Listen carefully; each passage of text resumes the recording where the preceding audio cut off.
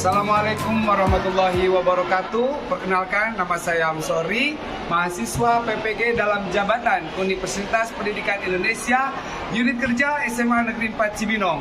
Pada hari ini saya akan coba mempraktikkan video pembelajaran di ruang kelas dengan menggunakan metode pembelajaran tanya jawab dan diskusi dengan model PBL. Come on.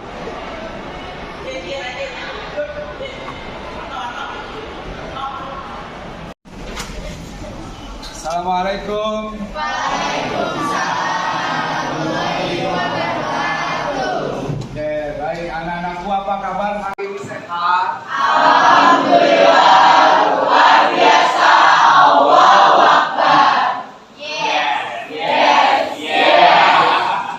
Ya, oke. Anak-anakku, seperti biasa, sebelum memulai kegiatan kita pada hari ini, anakku berdoa ya. Kenapa harus berdoa?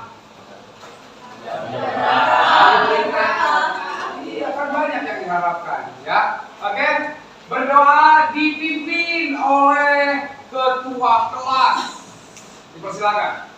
Sebelum memulai kegiatan pembelajaran, marilah kita berdoa menurut agama dan kepercayaan masing-masing. Berdoa dimulai. Ya, oke. Sebelum dilanjut dengan kegiatan inti hari ini, Bapak ingin memeriksa kehadiran. Hari ini Bapak lihat cuma 3 yang hadir. 3 seperti biasa ya. Sang atlet, ya. Lalu Muhammad Faris, Nathan Aldi sakit, Rizky sakit. Anak-anakku, pertemuan hari ini ya masih ada di kompetensi dasar 3.2 atau bab 2, perlindungan dan penegakan hukum di Indonesia. Ya, sebelum berlanjut ke subtema yang terakhir, ya, lembaga penegak hukum, ada berapa sih yang kita bahas kemarin? 5. 1, 2, 3, 4, 5. Baik, sekarang tanggung jawab masing-masing kelompok ya untuk mereview ulang minimal 2 peran dari masing-masing lembaga penegak hukum. Ya, dari advokat. Di sini tuh ada peran advokat. Nah, advokat ini sendiri itu dibentuk dari undang-undang. Ada 4 undang-undang yang membentuk peran advokat yang seperti ini. Oke, terima kasih.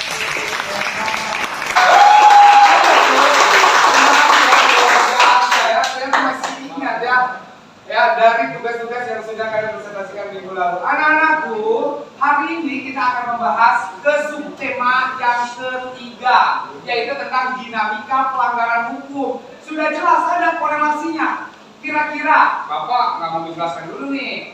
Kira-kira apa hubungannya antara peran lembaga hukum dengan tema yang selanjutnya, yaitu dinamika pelanggaran hukum. Baik, anak-anakku, baik, hari ini ya kalian sudah duduk berkelompok sesuai dengan rencana minggu lalu. Bahwa hari ini kalian sudah duduk berkelompok. Bapak sudah membagi 3 kelompok dan kalian sudah duduk berkelompok. Kemudian hari ini kita akan membahas hanya 2 materi, yaitu tentang dinamika pelanggaran hukum apa? Yang pertama tawuran, yang kedua korupsi. Biar ada kaitannya sama peran lembaga yang kalian membahas kemarin. Oke? Kemudian tugas kerja kelompok sudah dituangkan dalam LKPD. Ya, sudah dituangkan dalam LKPD. Lihat di halaman pertama. Silakan semua masing-masing kelompok tugas kelompoknya sudah ada. Bisa dipahami? Oke, sebelum mulai kerja kelompok, yuk kita lihat. Nih, anak-anakku. Ini subtema yang akan kita bahas, dinamika pelanggaran hukum. Ini indikator pencapaian yang harus kita capai. Nah, ini tujuan pembelajaran yang akan kita capai. Baik, selanjutnya kita akan sama-sama melihat, menyaksikan dan menyaksikan tentang dinamika pelanggaran hukum. Hukum, jauhkan hukuman. Ya, 2 permasalahan untuk 2 kasus ya. Tugas di dalam KPD sudah tertera masing-masing kelompok, silakan diselesaikan waktu 30 menit. Ada pertanyaan? Silakan, untuk sumbernya bebas. Apabila kalian dapat dari internet, silakan cantumkan alamat linknya. Bisa dipahami? Oke, tidak ada pertanyaan? Silakan dikerjakan. Yo, 30 menit ya.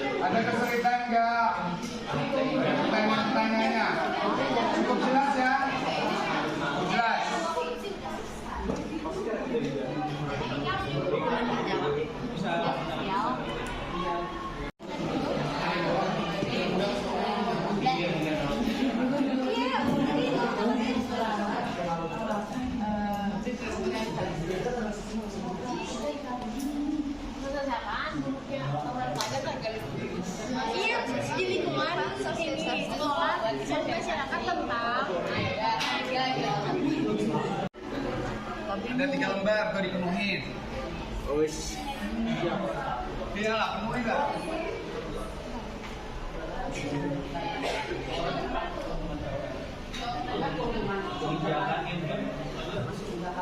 Tinggal 15 menit lagi. Oke, disepakati nanti siapa perwakilan kelompok yang akan menjelaskan hasil kerja kelompoknya.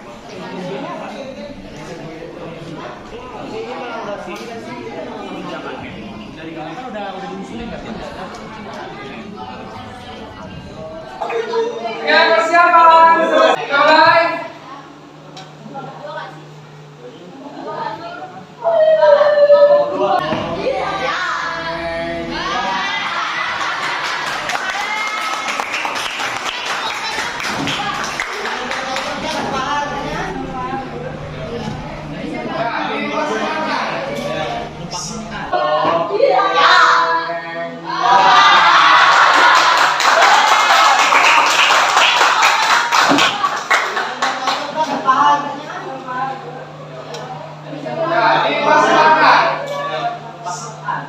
Silakan. Untuk kelompok 3. Silakan, di sini nak. Assalamualaikum warahmatullahi wabarakatuh. Analisis, kemudian jawabannya apa? Ya. Oke semua, saya mewakili kelompok 2 ingin menjelaskan pemaparan dari hasil analisis kami tentang tindak pidana korupsi yang sangat merajalela di Indonesia saat ini. Nah, kami itu berdiskusi untuk membuat 3 kebijakan alternatif. Nah, yang pertama itu pegawai yang bekerja dalam perusahaan atau instansi menandatangani statement of conflict of interest. Nah, itu tuh disertai dengan sanksi hukumannya. Jadi dari awal dia bekerja atau ditetapkan dinas di situ, dia menandatangani sejumlah lembar yang berisi peraturan hukum. Apabila dilanggar, maka dia akan dijatuhkan sanksi seperti yang tertulis di atas materai. Nah, tapi kalau yang ini masih saja suka dilanggar karena biasanya terdakwa tindak pidana korupsi ini punya dekingan atau punya orang yang di belakangnya sosoknya lebih besar yang melindungi dia. Nah, yang kedua itu ancaman hukum selain sanksi sosial juga sesuai ketentuan perundangan seperti legislator mengambil sikap lebih tegas dengan merevisi UU Tindak Pidana Korupsi, yakni memperberat sanksi hukuman terhadap hukuman kerja sosial, juga pengembalian dana yang telah dikorupsi, serta pemberatan layanan serta status sosial terhadap keluarga inti terdakwa. Nah, ini gampangnya itu maksudnya DPR itu merevisi kembali Undang-Undang Tindak Pidana Korupsi. Ya walaupun kita tahu kalau direvisi juga belum tentu akan ditegakkan. Nah, di sini tuh terdakwa tipikor ini tuh diberatkan secara fasilitas umum, pelayanan umum. Nah, itu tuh yang diberatkan bukan dia aja, tapi keluarga inti, bukan keluarga besar. Misalnya nih anak dan istrinya gitu kan, misalnya dia tidak lagi mendapatkan akses BPJS kesehatan, atau kalau misalnya dia ngurus sesuatu itu dipersulit, diperberat, terus hidup itu udah basic banget lah ya. Tapi ini tuh disiksa dengan siksaan mental atau psikis. Nah kalau ini kayak gini kita harus berhubungan sama psikiater dong pastinya. Nah kalau misalnya mental psikisnya aja udah hancur, udah acak-acakan, pasti pola pikirnya dia juga udah acak-acakan. Dia udah gak ngerti lagi siapa dirinya dia udah gak ngerti mau ngapain lagi. Dan mungkin aja kalau misalnya kita menerapkan itu, bibit-bibit korupsi itu gak bakal berlanjut sampai sekarang ini. Nah terus itu tuh kita nyuntikin vitamin C 1000 mg setiap harinya. Itu kalau misalnya kita dengar sekilas, vitamin C itu bagus dong, tentu. Tapi kalau misalnya kita lebihkan dosisnya itu setiap hari, itu dapat memicu pembengkakan ginjal, kerusakan ginjal maupun komplikasi lainnya di dalam tubuh, yang dimana dia akan hidup dalam tekanan batin, tekanan mental, tekanan psikis, dan juga kerusakan struktur tubuh dia. Nah, sampai mati. Nah, di sini kelebihannya yang seperti sudah saya jelaskan, dan kekurangannya yang pertama, kita harus menyiapkan dana anggaran lagi. Yang pertama untuk apa? Untuk membuat lagi perevisian undang-undang di DPR, karena kita tahu gak ada satu acara pun di DPR yang yang memerlukan anggaran yang cukup besar. Kasih tepuk tangan untuk Aufa. Nomor 4 itu kan membuat masyarakat. Anak-anakku, selanjutnya lihat di AKBD luar biasa loh ya penampilannya. Wah, makin sore makin panas ternyata ya. Pertanyaannya, tahan dulu pertanyaan-pertanyaannya. Tahan dulu. Kegiatan selanjutnya silakan coba perhatikan LKPD. Di situ ada uji kompetensi dari kompetensi dasar 3.2. Ada sudah diisi ya? Belum? Diisi dong. Oke.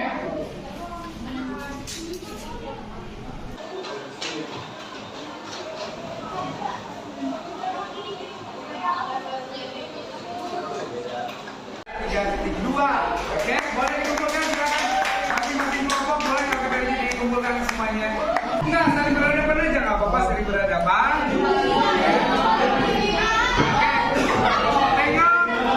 Tengok ke sebelah kiri, silakan tengok banyak. Selesai sudah kompetensi dasar 3.2. Anak-anakku, ya, anak-anakku. Bapak ingin coba satu orang saja untuk menyimpulkan dari materi kompetensi dasar 3.2 tentang apa sih? Perlindungan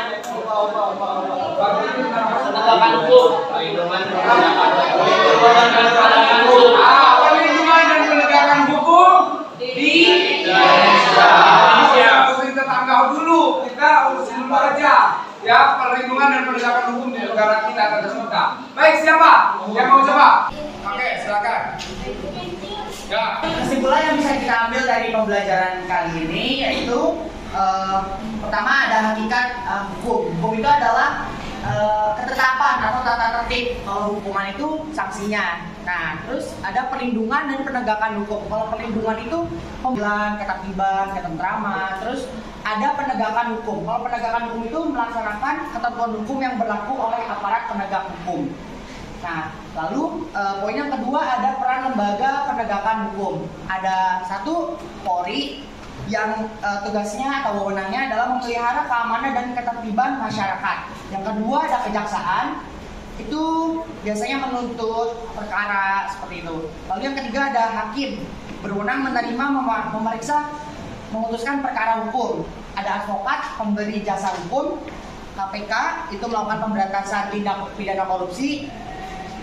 Nah, lalu di poin yang terakhir ada dinamika pelanggaran hukum. Nah, saya mengambil contoh misalnya ada kasus pencurian. Nah, sanksinya bisa jatuh hukuman penjara dan sanksi-sanksinya lainnya. Mungkin itu saja kesimpulan yang bisa saya sampaikan. Terima kasih. Sekali lagi hari ini kita cukupkan, selesai sudah pembelajaran pertemuan hari ini. Ya, kenapa? Ya, untuk muslim kita sama-sama mengucap hamdalah. Terima kasih buat semuanya. Kita tutup dengan doa. Doa dipimpin oleh Ananda Aufa. Sebelum kita mengakhiri bagiannya, agak baiknya doa menurut kepercayaan agama masing-masing.